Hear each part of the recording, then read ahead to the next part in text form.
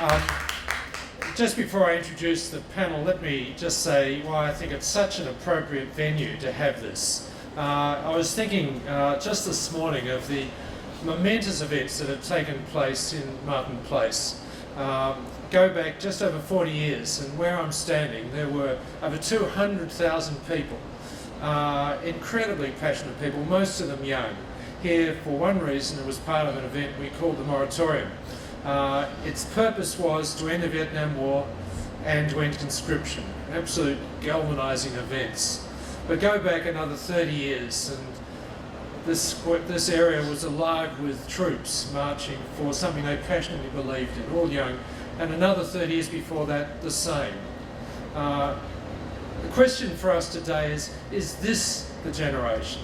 Is this the youth that brings all their passion and energy and innovation that's going to make the difference? Or is it just another example of passionate people who are going through some chronological times and they'll grow out of it and become cynical and burned out and lose their passion and their interests? That's what we're going to talk about.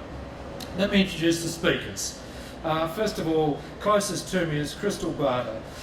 Krystal was a Young Australian of the Year state finalist and a founder of Pink Hope. I'm really keen for her to talk a little bit about herself, and I'll invite her to shortly. Her story and her passion comes from a life experience that's changing, and there's so much we can learn from people like that. At the other end, Janine Cahill. Janine is a futurist and talks about how social media has changed the game entirely, including the end of the old ways to communicate now through social media. She talks about how to create the future through innovation. And finally, I guess if you don't mind me saying so, Joe, our youngest but tallest member of the panel, Joe Ballesteros. Joe actually is already distinguished. He's the youngest TEDx licensee in the world. And for those who don't know about TEDx, have a look at their website. I've become a bit of a fan of TEDx, and you will too if you get into it. Well, as you see, from me down to the youngest of the speakers in the panel, I think most of us would agree that the concept of youth isn't necessarily related to a chronological age. Maybe that's an expression best used for the concept of Gen Y or Gen X or baby boomers. But is it? Is it more of an ideal associated with the freshness of ideas, creativity, innovation? If so, are those ideas limited to the young? What's the purpose of passion? Is there something we can learn from the youth of today that's going to make the difference? Or if I can put it in the words of the topic we're debating, do today's youth hold the power to achieve great things and conduct greater acts? Notice that greater acts of service than generations before. We're not going to do this as a format by way of asking individual speakers to talk. Rather, it'll be a bit like Q&A you see on the ABC. I'll be throwing a question, sometimes quite provocative to the speaker, and asking for comment. Similarly, there'll be a Q&A opportunity later on, but if anyone is keen to throw in a comment, feel free to do so. So let me kick it off by asking a question, maybe to start with of Joe. What characterises the youth generation? How's it different from others that have come before? Well, I think what characterises our generation today is the potential that comes with the increased social, political and economic integration that we see worldwide.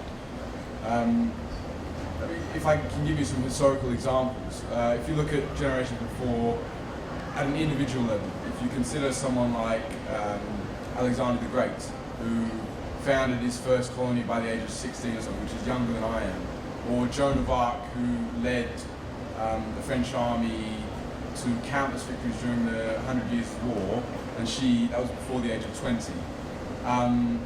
Also, for contemporary examples, you can look at small groups of people. I'm an avid user of Instagram, and little did I know that was started by just 8 people who created the company, and I think it was last month they sold off to Facebook with an IPO of $1 billion US, and that all happened within 2.5 years. So it's clear that individuals and small groups of people have achieved great stuff throughout history and today. But I think what's different about our generation is the potential for more people to achieve great things. It's the wider nature of participation and the ability for the masses to become involved. If you consider the Arab Spring, for example, it's a largely youth-based movement, all run through social media, and sort of the power there comes from that full participation. It's about the fact that people can affect change quickly, and to quote Carl Fish, who's a prestigious educational blogger, we live in exponential times. Krystal, I'd be interested in your comment on that. In particular, there's no doubt that from time to time, youth or an individual who's quite young has achieved greatness, as Joe said. But is this the generation? Is this the one that's going to make all the difference? Or is it just another example of passionate youth going forward chronologically? I think you've just nailed it pretty much in one. I think every generation is capable of wonderful things, and I don't particularly think that this coming generation is any different to generations previous. I think every generation has the fire in their belly, the passion to achieve greatness. I just think that this generation has the advantage of social media, technology, and that growing avenue to get their message out louder and clearer. And yeah, I do agree, like when it comes to Instagram and all those different technology-driven companies, it's progressing faster. So that's where I think you see the greatness in such a short period of time. But you know, I don't think we want to put that much on their shoulders at such a young age, but definitely, you know, they're driven by passion, so I would like to see what they do with that. Yeah. And Janine, what would you say to that? I think I'd probably amplify what's being said in that I see the pattern as exploiting capability that's provided by the internet. So not only is it just a mass communication tool, but it's also about giving each person more skill to reach more people. So social media just allows people to communicate with others in very structured ways that actually assist that message to be more engaging. At the moment, there's 2.3 billion people on the internet. That's 1/3 of the world's population. And in the next 4 years, we expect the rest to be on. And that's not just about, oh, we can now communicate with another 7 billion people. It's actually about the capability of those people raises by their access to the internet. People in Indian slums are teaching themselves English. They're teaching themselves all sorts of knowledge just through having access to the internet, and the research on that is amazing. So what happens in a world where young people actually have access to education? So you have 7 billion somewhat educated people. It just changes the equation totally. And of those, the world is young.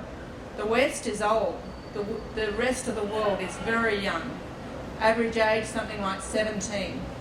So when we're thinking about this and their desire for access, it's just an exploding phenomenon, and it's incredibly exciting.